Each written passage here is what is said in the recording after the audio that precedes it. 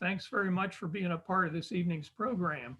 Let me begin by first reminding you that you are on one of the monthly programs of the Rhinebeck Historical Society. My name is Mike Frazier. I'm the archivist and also one of the board members.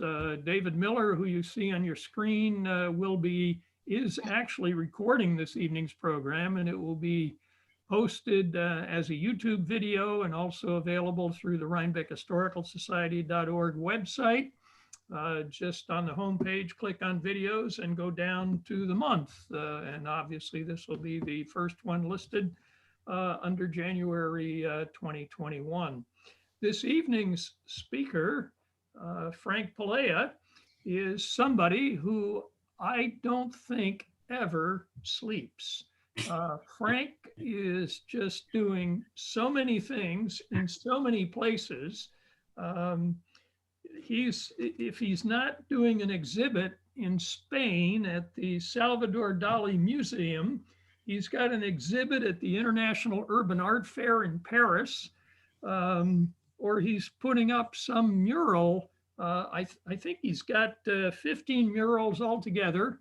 At least at the last count, in the city of Poughkeepsie, or town of Poughkeepsie. If you've been through Hyde Park, as I trust most of you have, and you go south on Route 9, you'll see a very large mural that is credited to Franc there. And, you know, he's the largest mural in the United States is in Jersey City, 1997, and that was Franc's. That is Franc's. And he is not only a designer and painter of murals, he's a photographer. He's a sculptor, a curator, and a musician, I understand, although I haven't heard any of his music. But I have a feeling that his talk this evening will be music to our ears. So, you know, I could go on and on. I'm not going to. This is a program about the murals of the Hudson Valley, and the person to tell you about that is Franc. So I'm going to unmute Franc right here. And Franc, the floor is yours. Okay. I have to share the screen. So, all right. Well, thank you very much, Mike, for that nice introduction. I'm honored to be giving this talk tonight. I am glad that some of my friends and some people that I don't know have tuned in. So let's get on with the talk. So, murals of the Hudson Valley. I will start with the wait a minute. Hey, Eve, come here. I can't seem to go to the next. Just click. That's what I'm doing. Here, click here. No, it's this one. What did you do before? Oh, okay. Sorry. I was trying to do it the other way. So, a little bit of background. This is my own take on murals in general. I was thinking about murals, and I realized that murals are some of the oldest things that human beings have done, starting 30,000, 40,000 years ago. A caveman or cavewoman made an intentional mark on a wall. They made an image. This was astonishing. This was the first act that made us completely different from the animal world. It was a new language, perhaps the first language, a visual language, even before the spoken language of grunts and groans. It was a cave painting, the world's first mural. This was a human activity that started 30 to 40,000 years ago, and we are still doing it today in the year 2021. This remarkable and historic act is what my talk is about tonight, the act of intentionally making marks on walls. So, now, obviously, you can see the first things that people made images of were animals, which were very important to the cave cave men and women's lives. And what's incredible about this whole activity is that, think about it, there's no concept of art.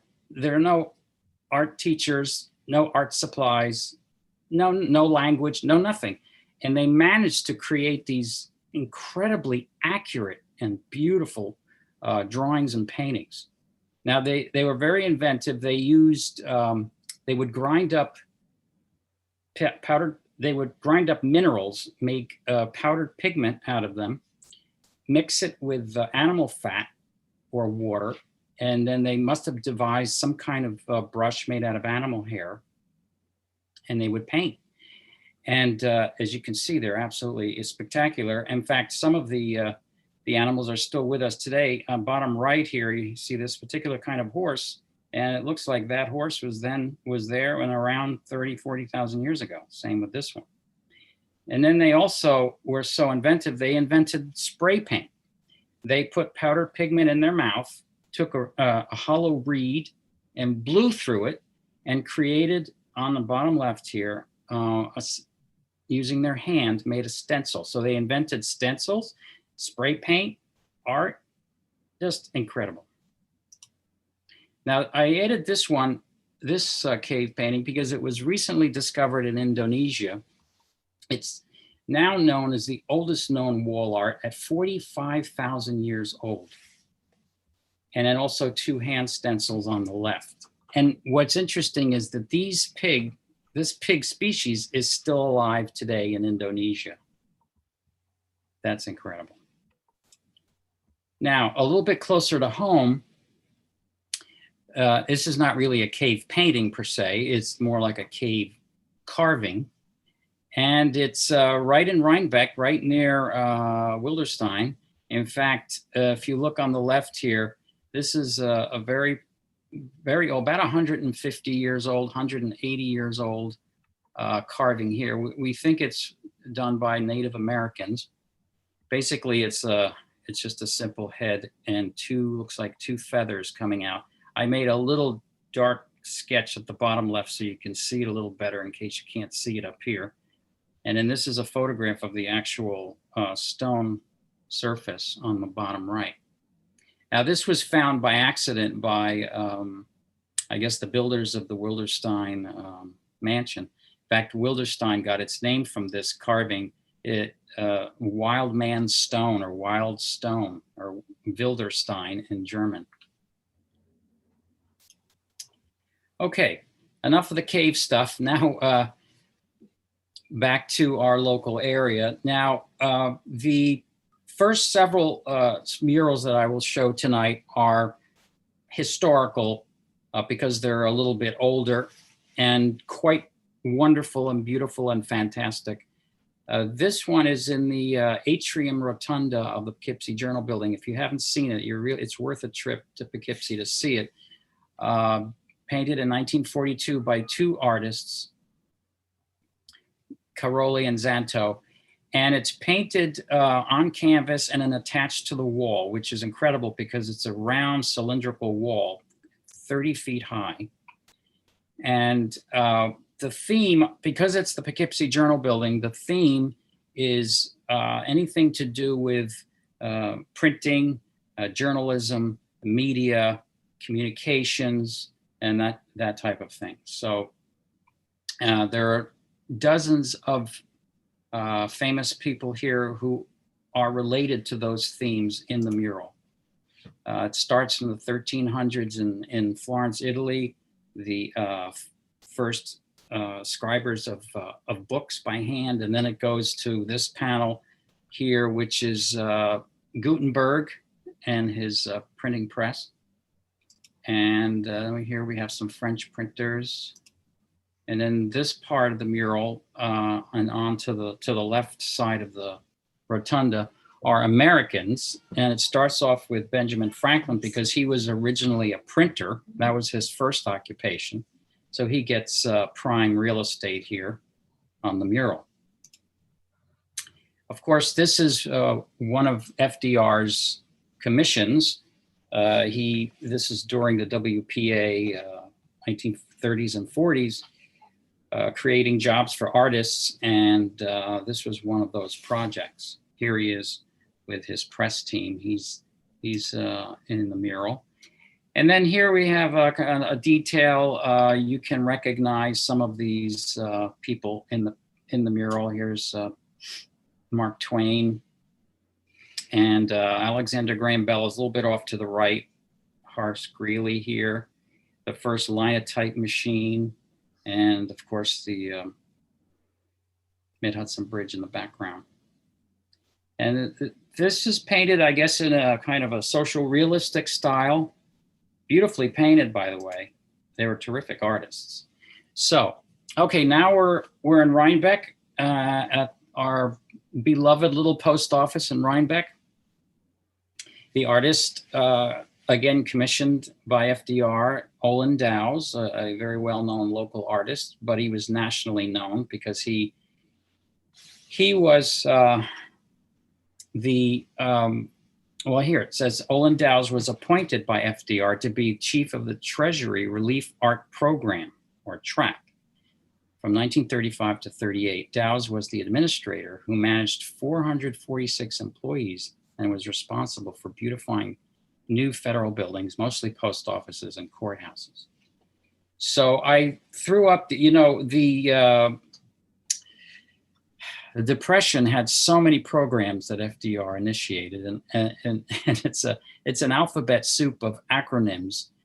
The WPA, the PWA, the CCC, the CWA, and TRAP. It's just endless. And but they were all a little bit different. They had different targeted employees, and I think altogether 11,000 murals were painted over a 10-year period with this program.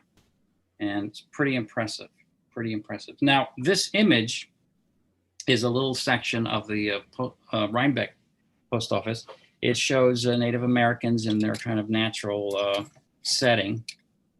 And that's the probably Henry Hudson's half moon in the background there. Now, the detail here shows Margaret Beekman Livingston and her son, the Chancellor, arriving in their coach. The white horse in profile here ended up becoming the logo for Southlands. Here it is here, looking in an opposite direction. But basically, the logo was taken from this horse. Okay, this detail is a depiction in 1774. On the left, General Richard Montgomery and his wife here, Janet Livingston, plant locust seedlings on what is now the lawn at Grassmere. Bricks were made in the homemade kiln right here. Tall men on the right are taking their revolutionary pledge. I should mention that this mural is just chock full of real people who lived in our area during a span of about 150 years. And they're all specific people except for a few. And it's quite detailed that Olin Dowes did so much research for these murals, this one and the one in Hyde Park, which is coming up next. So here are three African Americans loading a boat around 1810, are depicted carrying heavy bundles and loading them onto a boat. In the background, you see the Claremont, Robert Fulton's maiden trip from New York to Tivoli, right there. Okay, the scene here is 1790, corn shucking bee. The boy in the center, who has found the red ear of corn, kisses the girl who brings the cider. That's these two figures here. It's here, we're in 1686. We see the Kipp brothers. The Kipp is a well-known name. Henry and Jacob buying Rhinebeck from the Indian Sachems, Anconi, Callicoon, and Animaton. Interesting names. Henry Pauling on the left is approaching to witness the deeds between the Dutch and the Native Americans. That's him over here. Okay, Now, here's a detail of the Rhinebeck Post Office mural, and look at that. Look who pops up again, Mr. Wilderstein, Wild Stone. He's very small. You have to really look carefully to find it. But if you look for the two beavers here, you'll see the Wilderstein. Okay, now we're in Hyde Park. Again, Olin Dowes painted the entire circumference of the post office. And the mural depicts people and activities spanning many decades in Hyde Park, painted in 1941. Again, it's canvas and it's adhered to the walls. And like the Rhinebeck Post Office, the mural is a narrative of Hyde Park history from 1700s to 1940s. Okay, here's a detail. The Harvest, Dr. John Bard here, and Samuel Bard examining their Italian melons fertilized with gypsum. I thought that was an interesting little tidbit of information. Okay, another detail, Hyde Park Riverfront with the home of Jacobus Stoutenberg, a very well-known name. Or maybe Jacobus, yeah, Jacobus. Eve tells me it's Jacobus. Okay. I don't know. All right. Okay. Now here we have a day at Union Corners Racetrack in Hyde Park. I don't know if anybody remembers that. I don't think anybody's old enough to remember that, but here we have an interesting scene, very animated. What's interesting is that Martin Van Buren is here, right here, and James Paulding here. Paulding was the Secretary of the Navy, watching from behind the white fence. The owner of the track, John Stoutenberg, is ringing the bell. He's one of the judges. That's Mr. Stoutenberg right there. And the little red schoolhouse is in the far background. Now, I'm not sure if it's this one or this one over here. It's one or the other. Okay. Here we are, 1870, the weekly Saturday trip to exchange farm produce for town goods passes Israel Carter's Sharp Tool Factory, which is here. John Briggs and Isabel Gibbs here ride on the hay wagon. Oh, maybe it's them, I'm not sure. Okay. Here's another detail. This is sturgeon fishing, 1870. Depicted here are William Meyer, I believe this is William Meyer, head of the Hyde Park caviar industry, pulling up an oversized sturgeon, quite a big fish there, helped by Abe Atkins right here in the center. He was an African-American veteran who fought in the Civil War. He's buried in the Hyde Park Cemetery. He drowned when the steamboat, the Mary Powell, capsized his boat. Because Abe Atkins was a veteran, he's depicted with more detail and respect because he was known by name and deeds. Okay, here we have an interesting detail of a blazing fire. Samuel Bard gives first aid to an African-American. Here's Samuel Bard. Farmhouse fires were common in those days before volunteer fire departments. Okay, now we're in Poughkeepsie again. This is the main post office. FDR was so proud of the main library the main post office in Poughkeepsie. It was his masterpiece, so to speak, of all the post offices in the Hudson Valley that he commissioned. And he was very, he was a stickler for detail, and he wanted art to do three things. He wanted it to educate, entertain, and reflect the local culture, materials, people, etc. So in the post office, he commissioned 5 murals. One to depict Poughkeepsie in 1837, which is coming up next, and the other one depicting Poughkeepsie in 1937.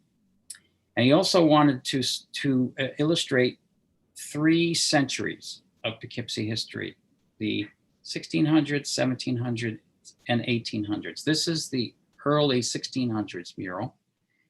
And it illustrates the name of Poughkeepsie, which is a Native American word, which means the reed-covered lodge by the little water place. So here's the reed-covered lodge in the middle here. Here's the water coming down here. And here we have 2 Wappinger Indians greeting the Dutch settlers here. And by the way, the name Wappingers means people who live only on the east side of the Hudson River. That's why Wappingers is where it is.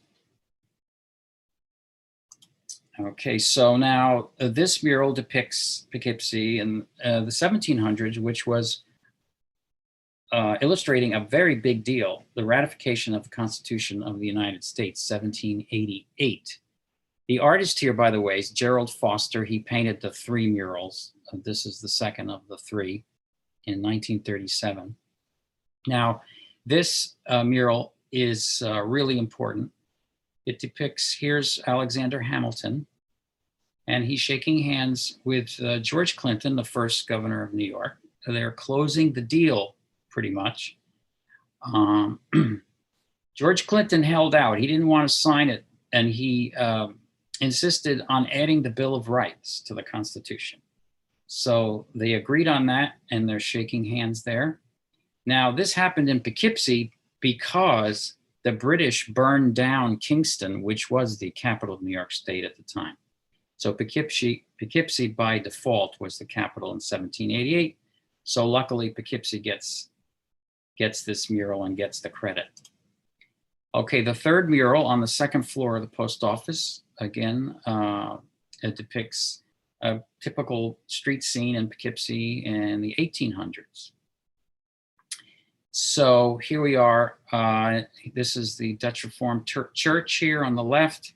Notice that the buildings are made of the indigenous gray stone, which is prevalent in this area. And FDR insisted that the post office be built with gray stone.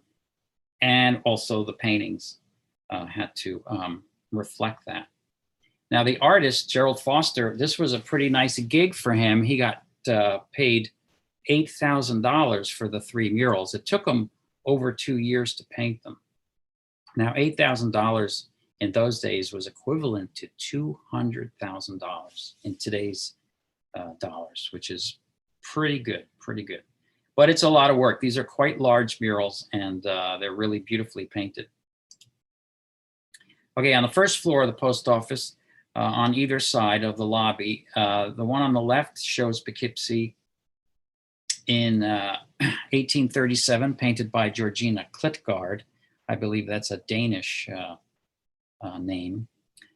And he insisted that everything, as much as possible, the characteristic of Poughkeepsie was included here. On the other side is Poughkeepsie in 1937 by Charles Rosen. He was a New York artist, but he eventually moved up here and was very prominent in this area. And of course, FDR commissioned this bridge, the Mid-Hudson Bridge, named after him. And so, of course, that had to be included. And here we have Main Street here, we have College Hill, and the Regatta, which Poughkeepsie was the center of the US for the Regatta, which was executed here every year until 1949. Okay, now moving a little bit up in time, closer to our time. Now this is a big mural project in Newburgh from the early 2000s by Garen Baker. And this is the side of a kind of a bridge wall, or I'm sorry, a train track, a wall. There's a train track up here. And this is a stucco wall painted very realistically by Mr. Baker. I was actually interviewed by him. He was considering having me paint this with him. And I'll tell you why I didn't in a minute. This shows you the work in progress. All these stones are all painted because the wall is just a blank stucco wall. And it's basically 3 arches. Each arch is illustrating and highlighting a famous aspect of Newburgh, the Crawford House. A prominent Newburgh military captain, that was his house there. And here we have the famous and beautifully enormous Dutch Reformed Church, designed by Alexander Jackson Davis, quite well-known architect. Here we have Washington's headquarters. I'm showing you this to show you the finished parts of the mural, and then also these sketched in areas and how it looks before it's painted.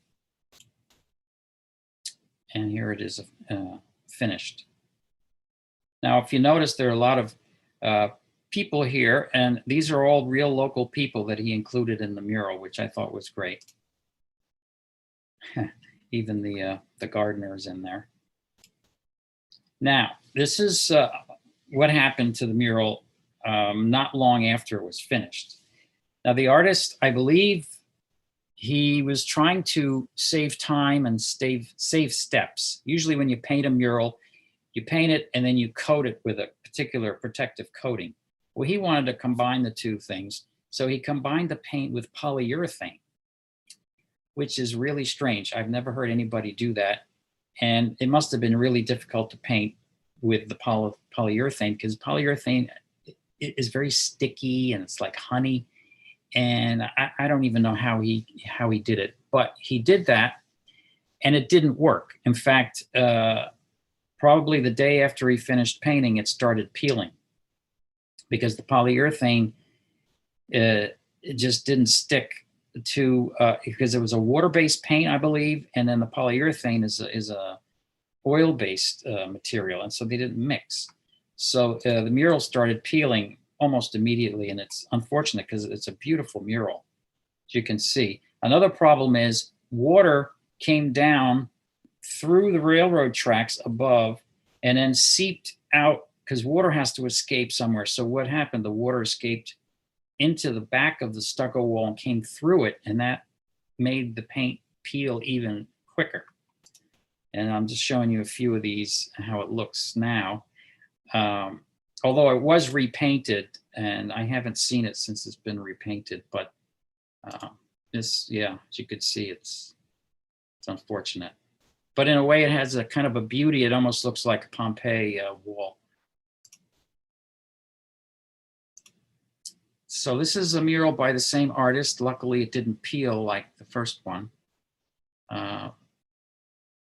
This is a kind of a rehab facility here, and these are some young people, local young people, learning trades and doing work. But you could see beautifully painted. I mean, look, I love this fellow's back. Look how beautifully that's painted right there. Just wonderful. I think he really captures the essence of that kind of gritty street ambiance with these guys. They just are just beautifully painted. Okay, also in Newburgh, here's a big wall, and instead of paint, this is a mural of local people done in photography. So these are large color photographs attached to the wall. There's another long, very long mural in Newburgh. This one is also in Newburgh. It's painted on plywood, and the plywood is cut out and attached to the wall. It's not really painted on the wall. Another Newburgh mural. You can see the variety is endless, as you can see. This is one of my murals from 2005. I was privileged to be asked to paint a mural for the Empire State Games, which are the Olympic Games of New York State. And several of the competitions were happening in Poughkeepsie. So Poughkeepsie celebrated by having this mural. these are the four competitions that happened in Poughkeepsie: hockey, rowing, swimming, and gymnastics. Now, after a few years that this was on the wall, one day I came by and it was taken down unannounced. And I was really annoyed by that. And I negotiated with the Civic Center, and they agreed to reinstall part of the mural on a wall across the street from the Civic Center in back of a parking lot. So this is there now. The hockey player is installed inside their hockey rink, and the gymnast is still in storage somewhere. And if anybody's interested, you can have it. It's free. Okay. This is an indoor mural project that I did with 100 Poughkeepsie High School students, sponsored by Mill Street Loft, over a period of 3 summers. And believe me, that was quite a job, having 100 students painting with me. And none of them were art majors, so it was a real challenge. But the mural was done on 4 by 8 foot plywood panels, and then adhered or attached to the walls of the gymnasium, going around the entire gymnasium. The theme of this mural was careers and occupations, just to give students kind of an idea of the different kinds of careers you can develop for yourself as you go through school and older. Scuba diver, soldier, mail carrier. And what happened was one day I went into the high school to see the mural, and it was all gone. I don't know what happened to it. Unannounced, they took the whole thing down. It was 32 plywood panels. It was the largest indoor mural in Poughkeepsie at the time. And I did some research. I tracked the panels down. They were stored in a basement of a grammar school in Poughkeepsie, and I negotiated to have them reinstalled. Luckily, they are now hanging in the Family Partnership in Poughkeepsie, which used to be the high school, the earlier high school in Poughkeepsie. So the gymnasium was pretty much the same size. So now these panels have been restored. I had to repaint most of them because they got damaged in storage. And so now they're permanently installed in the Family Partnership, which I'm really happy about. Here's an unusual little mural that I found while crossing the bridge. There's 4 windows in the Mid-Hudson Bridge, near the entrance from the Poughkeepsie side, FDR and Eleanor, of course. But why I'm including this is because someone complained and that FDR was smoking, so they had the artist paint out the cigarette. Okay, now we're in the southern end of Hudson Valley in Yonkers. There's 3 or 4 murals I'll show you here, and they are designed by Richard Haas, a very well-known, internationally known artist who's a friend of mine, actually. And he asked me to paint these, but I couldn't. I was traveling at the time.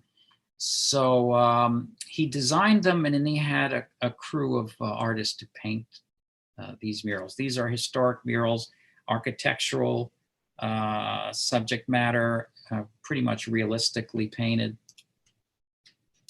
Here we have historical scenes, Henry Hudson and Native Americans here on the right, Half Moon.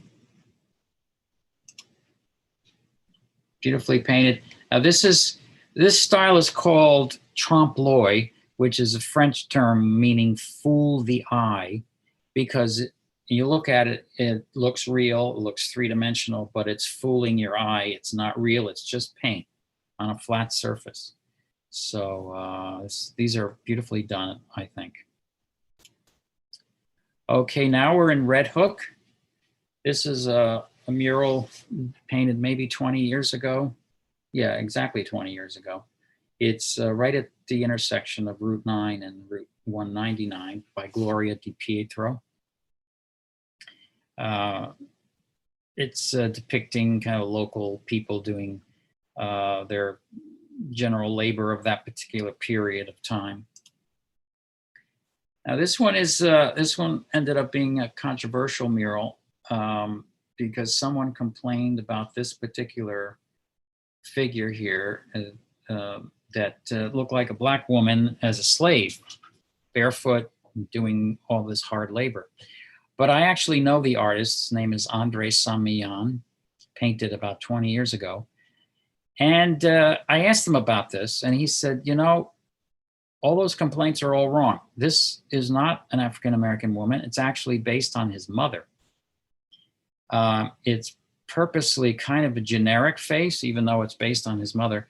He's actually a Basque from Spain. So, and the reason why she's painted barefoot is because he told me that she had shoes on, but it looked funny. So he just painted the shoes out.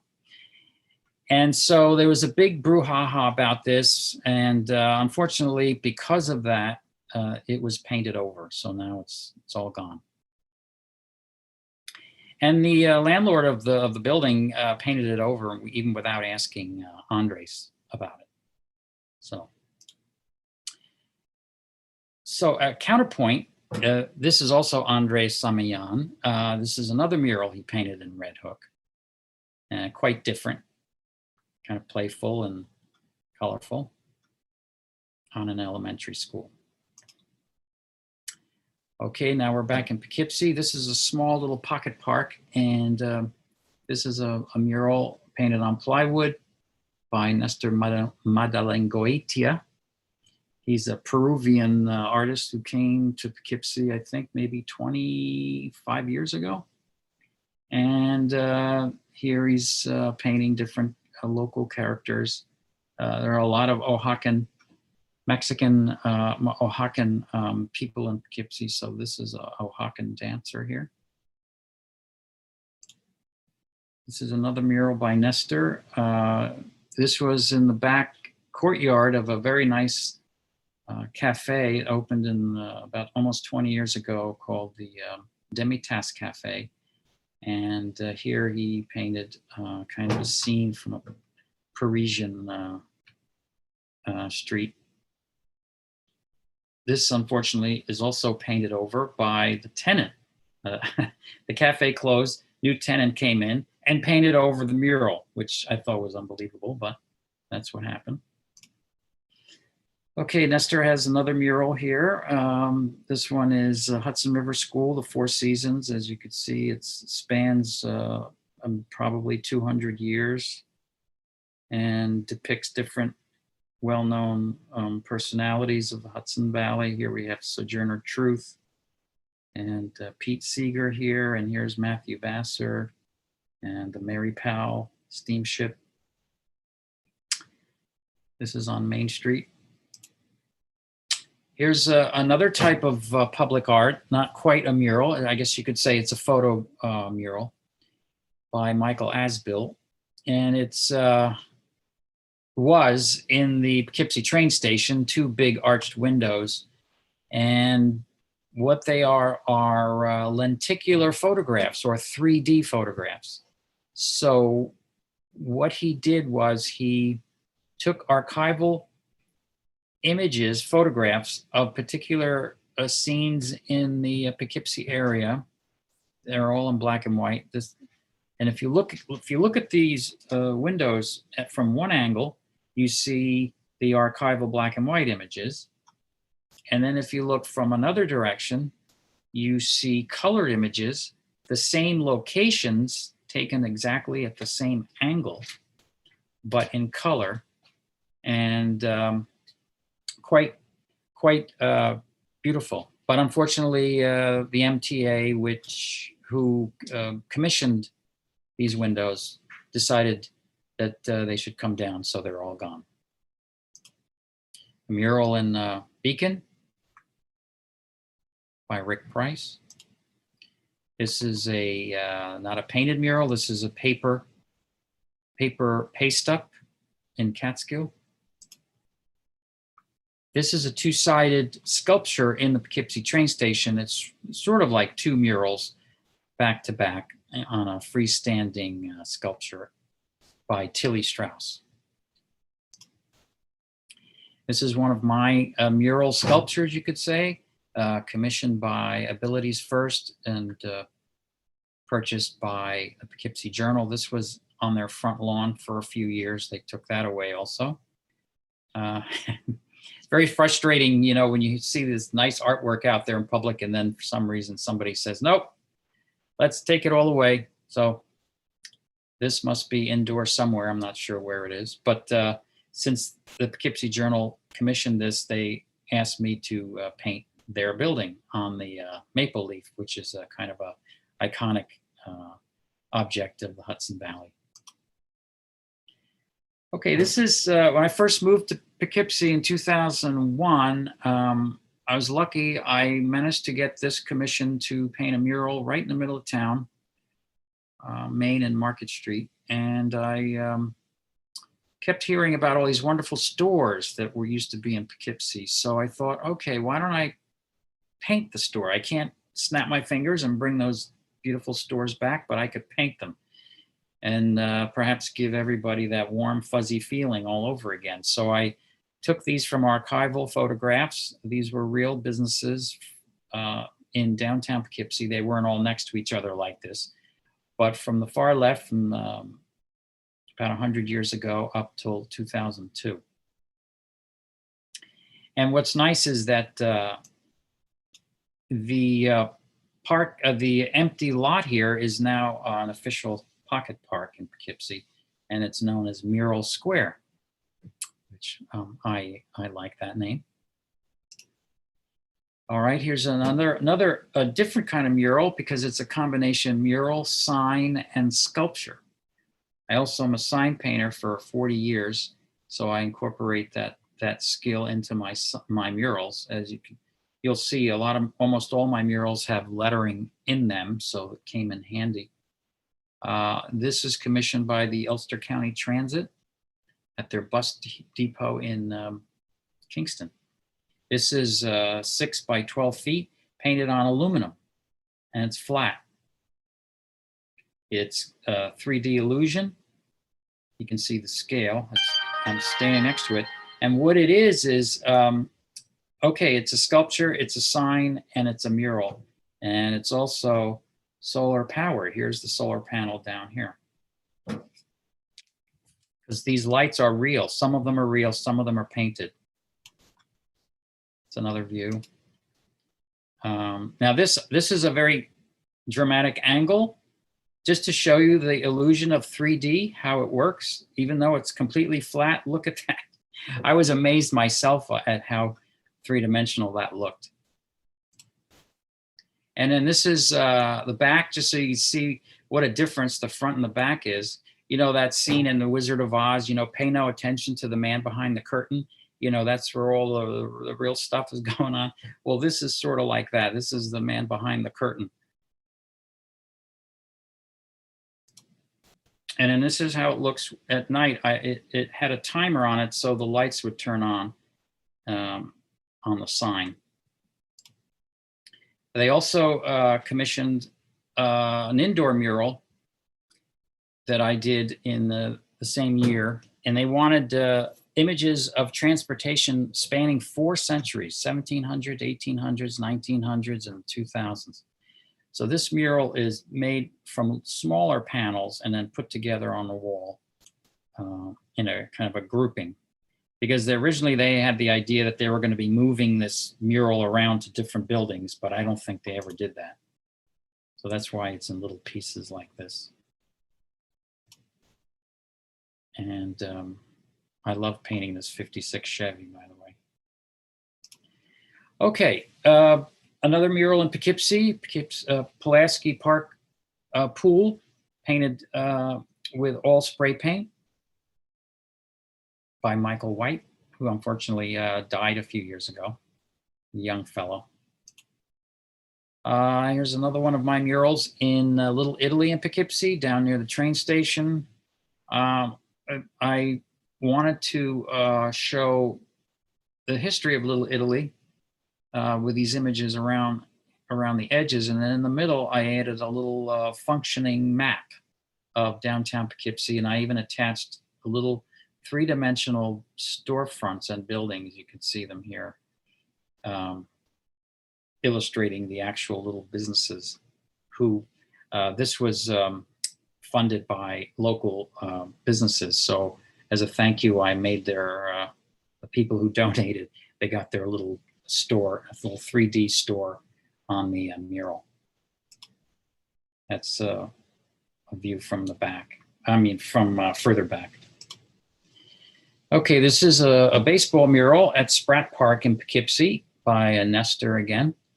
And then all these figures are real people from Poughkeepsie and Poughkeepsie area, which is quite a few. Since they couldn't have real bleachers, it's sort of painted bleachers. And here's a little detail. And even I'm in there, that's me. And Nestor has another one here. This is newly installed on Main Street in downtown Poughkeepsie.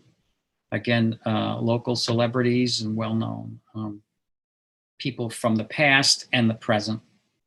And this is the artist here painting, and I like the way he extended his foot. This is cut out plywood here, so it extends out beyond the plywood mural. This is a mural on the Vassar Farm, commissioned by Vassar College. It was painted by a team of students from around the world.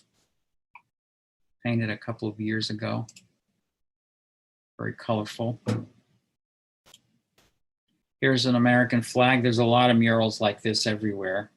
Pretty basic. Here's a mural in Saugerties. This is in Poughkeepsie. Now, O Positive Murals in Kingston. This is an interesting project, started about 10, 11 years ago. Some artists and doctors got together. A lot of artists, of course, and musicians can't afford healthcare. So this is a great idea that started in Kingston. Artists would paint murals, musicians would play music, and in return, they would get free healthcare. So, and the name O Positive is from the blood type, O Positive. And 10 years later now, there's dozens of murals in Kingston. And now this has caught on, and it's happening in about 10 or 12 cities throughout the United States. Such a great idea. These are over the last 10 years. Can't go into too much detail, but you get an idea of the variety. And it's great. They have a brochure. You can pick up a brochure and drive around in nice weather, and you can probably see 20, 30 murals at least. All different. Now, a few years ago, it spread to Poughkeepsie, O Positive Poughkeepsie, 2017. And here are three right in a row. This is right downtown off Main Street. The one on the right here is Boogie Rez. She's become quite well known over the last few years. She's actually doing some big sculpture projects in a building down at the World Trade Center. They gave her a big, gigantic free studio. This is three artists painting together in Poughkeepsie. Joe Pimentel, John Briner, and Boogie Rez. This is in Poughkeepsie, Lady Pink. She's a very well-known graffiti artist and muralist. One of the few female graffiti artists out there. She lives in the Hudson Valley now. This is a fellow named Stetz. This, I don't know the artist, but it's pretty wild. This is John Briner again. These are all in Poughkeepsie downtown. There's an empty lot, a building that fell down. You could see the bricks here, the brick walls torn apart. It collapsed, and so this is an empty lot, so artists just kind of took it over. Now here's a mural, a photo mural. It was done by Shane Balkowitz. Poughkeepsie. And it's a black and white photograph mounted on aluminum, I believe. And he posted this. He wanted to put this up in his hometown, I think is in Oklahoma or Kansas, a very conservative part of the country. And the townspeople didn't want it because it's Greta Thunberg. She's, pro-environment, and that was a little bit too political for them, I guess. So he put something out on Facebook, I believe. Does anybody want a free mural? So a friend of mine, Doug Nobiletti, sorry I spelled his name wrong there, said, okay, bring it to Poughkeepsie. So here it is. This is in Poughkeepsie. And then this is my historic Hyde Park mural. Again, it's sort of a collage of Hyde Park's greatest hits. I couldn't fit all of them in there, but I managed to fit in quite a few. And this is me painting. Had a great time painting this. I had so many people stopping during the day while I was painting. It's just the comments were just precious. This could be a whole lecture just in itself.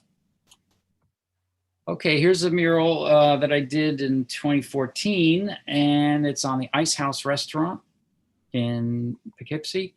And what's nice about it is that if you were to stand with your back to the mural looking north, and if it was 1888, this is what you would have seen. This was the riverfront in 1888. And you can see there, they're actually building the railroad bridge, not quite finished, and the large ferry boats, etc., lumber yard, and taken from a kind of a well-known local archival black and white photograph. And now this I'm showing you because this is, a lot of people ask, well, how do you do such a big painting, big drawing? This is how it's done. You do a small maquette, which means a small model, maybe 2-3 feet in size. You put a grid over the image and you measure the grid on your maquette. Let's say it's 1-inch squares, and you proportion it to the size of the wall you're going to paint. Then you make the grid on the wall. In this case, it's just plywood panels. And you make them in proportion, but bigger. You make them perhaps 1 foot square. So 1 inch equals 1 foot. And then what you do is you just go one by one. You look at your maquette drawing design, and you just concentrate on what you see in 1 square, and you just draw what you see. And when it's done piece by piece like that, it's actually quite easy because you're only looking at a foot square. Sometimes there's no lines, sometimes there's 2 lines, sometimes it's a little more busy. But in the end, you have a perfectly proportioned sketch, but just on a bigger scale. And then you just start painting. A lot of artists project an image on a wall and then they trace and then paint. I don't do it like that. I do it old school, which is the grid technique, which is done, Leonardo da Vinci used that 500 years ago, that technique.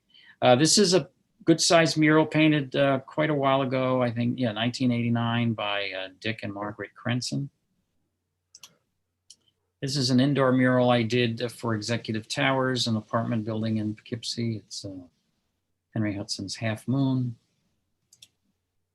Same lobby in the Executive Towers, old bridge scene, Poughkeepsie. These are small 4x8s. And murals can also be on the street. These were temporary murals that the city of Poughkeepsie commissioned. A bunch of us just grabbed some paint and did some spray stencils and hand painted.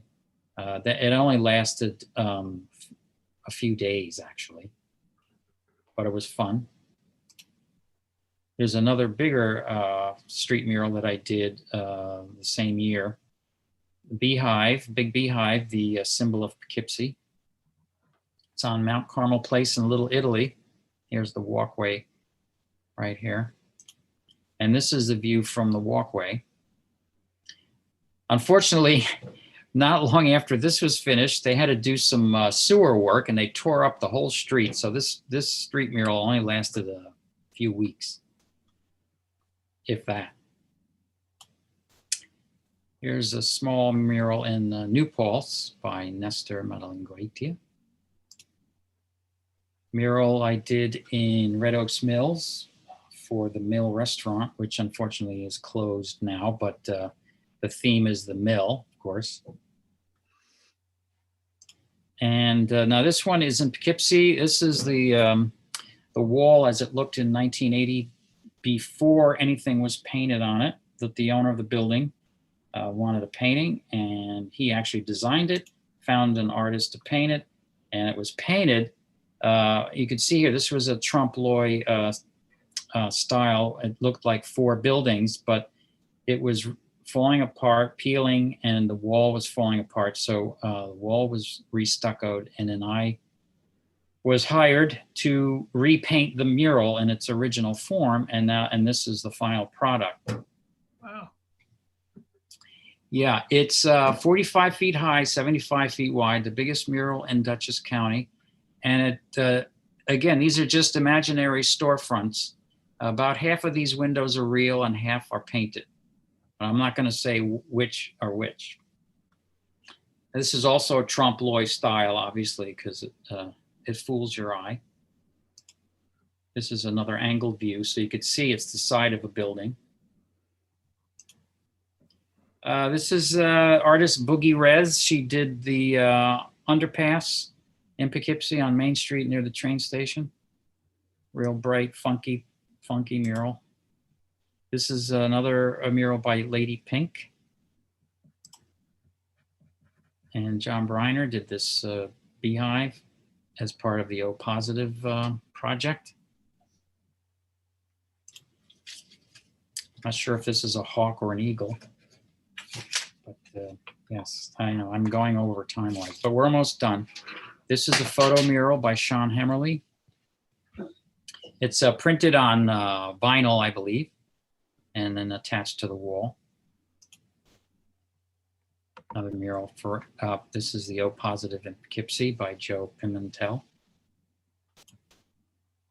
This is a mural, recent mural that was placed in Mural Square by Nestor Madelingoitia. This is a photo mural project I did a few years ago called Community Portraits. I photographed people just shaking hands, all different types of locals, friends, and also people I didn't know, and pasted them up all around downtown Poughkeepsie over a period of a few weeks. They were not meant to last very long. They only lasted a few weeks, few months, in 5 different languages too, by the way. This is an indoor mural I did in Wappingers in DC Sports, which is a kind of an amusement park kind of place. These were painted in phosphorescent paint, so they glow in the dark. Can't see it here, but these glow in the dark. This one I included because it's a combination street art, graffiti, and mural. A little bit of all those 3 in this one. And then this is another street mural I did in chalk with Tom Kale on the street for the Rhinebeck Porch Fest. This is DC Sports again. And this is a recent mural I did last August in Poughkeepsie, 2 Bridges mural. It's located right between the Mid-Hudson Bridge and the walkway. So it's perfectly located, looking over the Hudson River. This is a fun little mural I did for the city of Poughkeepsie for their Drive-By Santa event.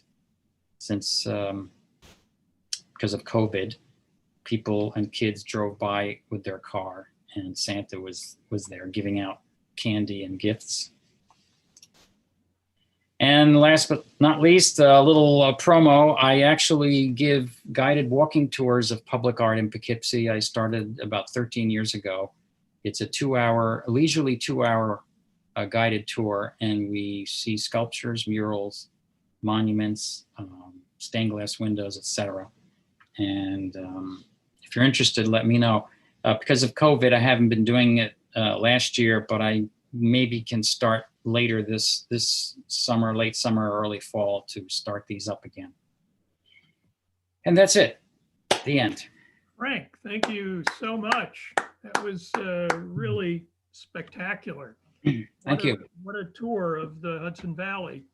I want to start with a comment that came from, by the way, I have unmuted or I have allowed anyone who has a question or comment to unmute themselves now. I'm going to begin with a comment that came from Steve Taylor. He pointed out that the artist's, a muralist's life is pretty fraught. You never know when something that you have spent hours and hours and so much time on is just going to disappear. I'm wondering if, you know, there is something called copyright for writers or for people who are doing photography, but there seems to be, I mean, I certainly can understand how a landlord might want to change what appears on a wall of his building, but what kind of rights does a muralist have? You know, it is tricky. I mean, supposedly when you paint a mural, you put your name on it and with the copyright logo, and supposedly that's your mural. But because it's in public domain, sometimes it shows up in places that you don't expect. For example, that big mural you mentioned that I did in Jersey City, and I didn't do it all by myself. It was actually a team of 15 artists, but I was the project manager. It was 350 feet long and 60 feet high. That mural ended up on TV and also in a movie, a Hollywood movie with Chris Rock and Anthony Hopkins. Now, I had just moved, I painted it in 1997, and then I moved to Poughkeepsie in 2001. So I wasn't in Jersey City that much. And what happened is they started making this Hollywood movie, and they actually used the mural in several scenes. There's one scene that's maybe a minute long. It's Chris Rock walking the whole length of the 350-foot mural as he's talking. And anyway, the mural was actually like a character in the movie. It was prominent.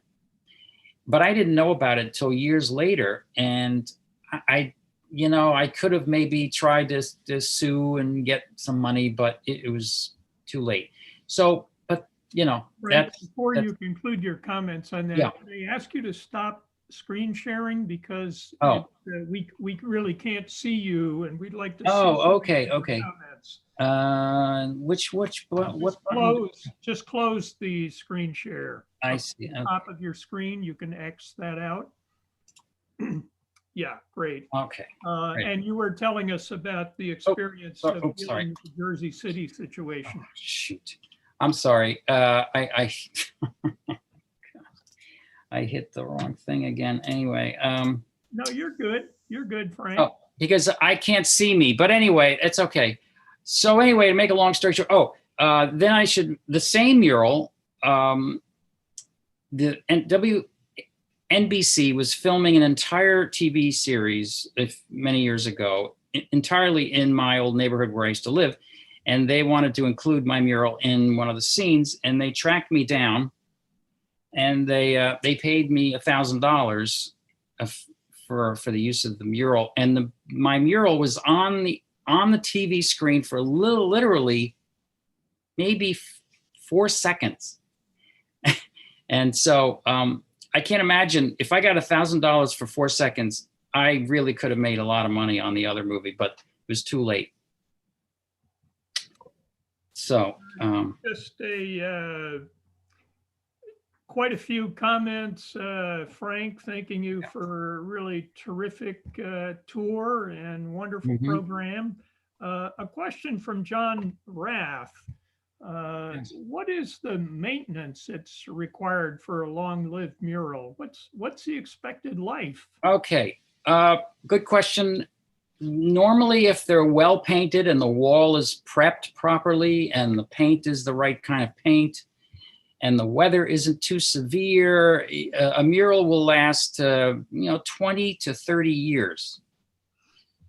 If it also depends which way it's facing. If it's facing south or west, it fades faster because the sun is more intense.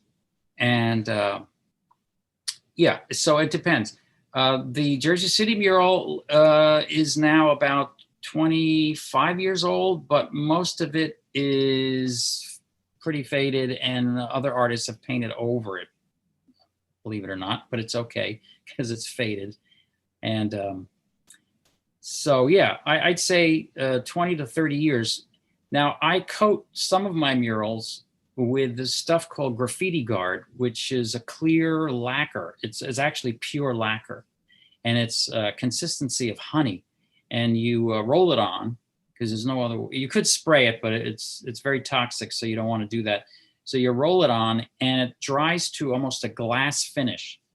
And I used that on my old Main Street mural, which I showed you earlier, and that looks pretty darn good. That mural is almost 20 years old. It looks like I painted it maybe a year ago or 6 months ago. So that stuff is good. It's a graffiti guard, and it's expensive. It's about $120 a gallon, but it's worth it. A question from John Rath, Frank. Yes. He asks if you could define the differences between street art, graffiti, and murals. I mean, we saw all of those. Yeah. If you could talk about the distinctions among Yeah. them. Yeah, it's another tricky question, especially these days. Murals are really popular now. They weren't that popular 20, 30 years ago. I know for a fact because getting a mural painted, it's like pulling teeth and dragging a dead horse together at the same time, trying to convince politicians and business owners that it's worth it to have a mural painted on your building. But it depends on the person painting. I mean, I'm formally educated. I have a college degree and a master's degree, and I have a lot of experience in art in general. So when I paint a building, I think of it as just a big painting. Instead of on a canvas, small canvas, it's a big painting. But there are some people who don't have formal education. They just grab a spray can and they want their name really big and they spray it. And then if you do that enough times, you get pretty good at it. And then you can do cartoons and other characters and do all kinds of things. And so then that sort of becomes a mural painting kind of by accident, organically. And now, murals and street art and graffiti are kind of all blending together. It's almost hard to tell the difference. Like that one slide that I showed you, it was a combination of all three. I don't know if I can put it back up again, but where was that? I don't know if you can see what I'm put here. This one? You would have to go to screen share. Oh, I have to do that again, right? Boy. I don't see that little bar, so I can't get on there. But anyway, yeah, it's starting the three types of wall painting. They're all kind of blending together. I mean, there's still distinctions. And, but yeah, it's becoming kind of a mush, I have a question here that came from Barbara Sweet. She notes that some of the paintings in the Rhinebeck are supposed to be covered over, and will any other post offices in the Hudson Valley have any paintings covered? Uh, My own response to that is that we've tried to get a response from the Postmaster General regarding that matter, and he Mhm. has not yet responded to our efforts to communicate directly with him.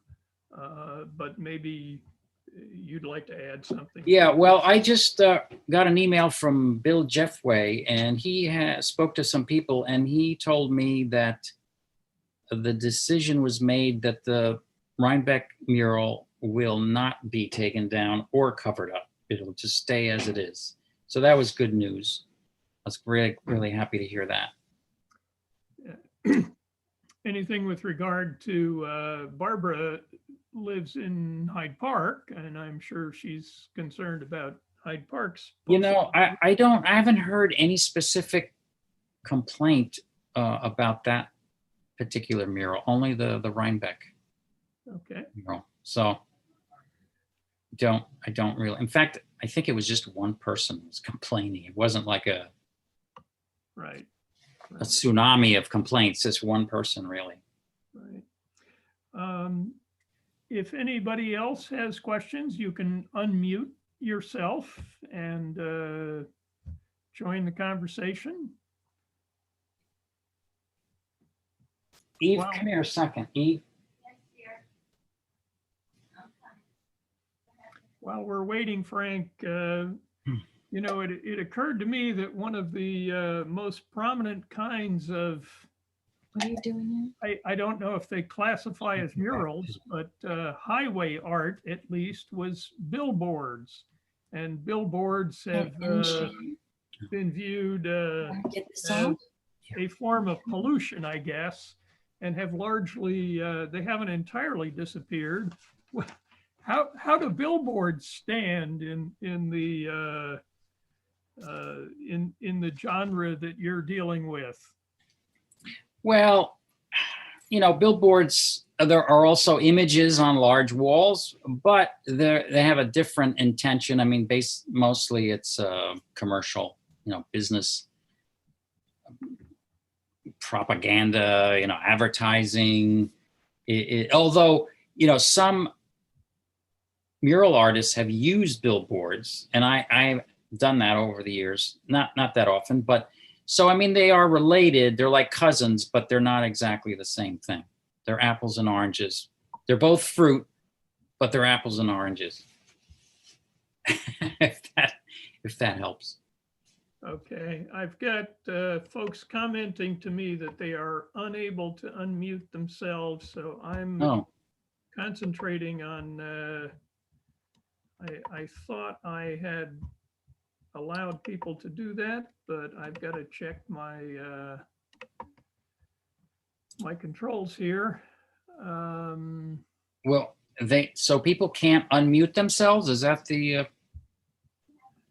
oh, you have to do it, right? Well, I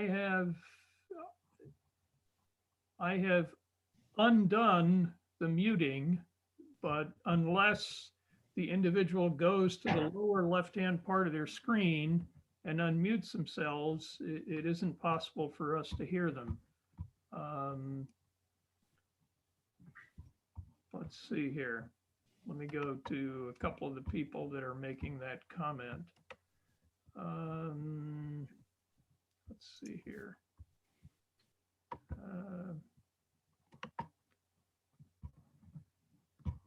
Connie, you were somebody who, Okay, now it's working. okay. Thank you. No, I just wanted to say it was a fantastic presentation, Frank, and Oh, I can't wait to go look at a lot of those in person and take one of your tours. Great. Thank you. I think we had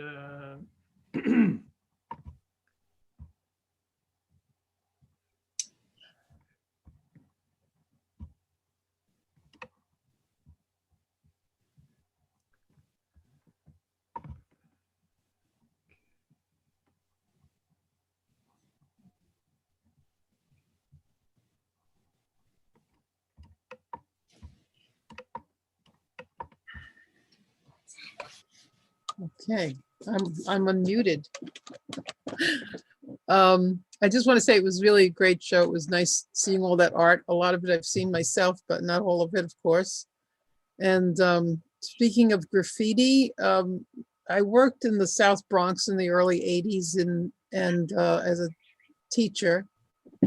And a couple of my students actually kept loose leaf folders with sheet protectors about with all their graffiti work, and they called it tagging. They just put names, their street names, and decorated real fancy. So they actually had a professional outlook to what they were doing, even though it was illegal. Mhm. Yeah, I think I do a lot of things, as Mike said, painting, photography, sculpture, curating, all that stuff. But of all that I do, I think I like murals the best. And I'll tell you why. Because, as an artist, a visual artist, you have a show in a gallery or in a museum, it lasts for a month, maybe 2 months, maybe a few hundred people see the show, maybe 1,000 people see it if you're lucky. But paint a mural, and millions of people see it, and it lasts for 25 years. What could be better? It's a lot of work. It's a lot harder to paint a mural than it does to paint a small bunch of little paintings, or whatever. But I'll tell you, the gratification is it's exponentially much more than it.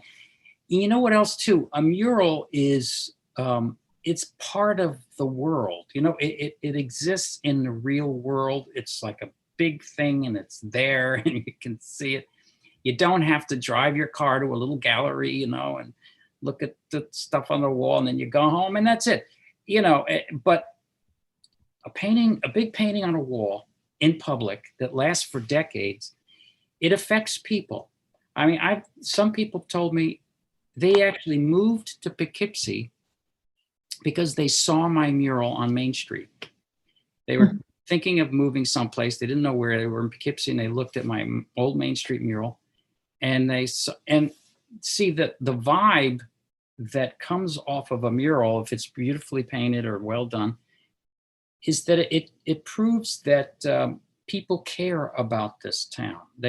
People care about visuals. They care about what people feel and see in their town. They take that much attention to paint a mural, spend a lot of money and time and work. That means something. So a couple people told me, I moved to Poughkeepsie because of your mural. And to tell you the truth, that's like the best thing you could ever tell an artist, right? So, that murals have more ramifications than, let's say, a painting or a photograph or a sculpture. So that's what I like about murals. They also tell stories. They're educational. They're entertaining. They lift your spirits. They become landmarks. Sometimes I overhear people on the street. They say, Joe, to go there, you go down the street here, make a left at the mural. Oh, great. Thank you. We're going to have to shut down. And Okay. We're doing so, Frank. What I was not able to share with you were the many comments from quite a few folks who are really appreciative of the detail that you went into this evening and for all the work you've been doing on behalf of so many communities in the county, especially Poughkeepsie, but especially here. And thanks for being part of our programming this evening. Thank you very much. Thanks, Frank, and thanks to everybody who participated in this evening's program. And this will be a YouTube video once our editor, David Miller, has a chance to work on it. Good night, everybody. Good night. Bye-bye.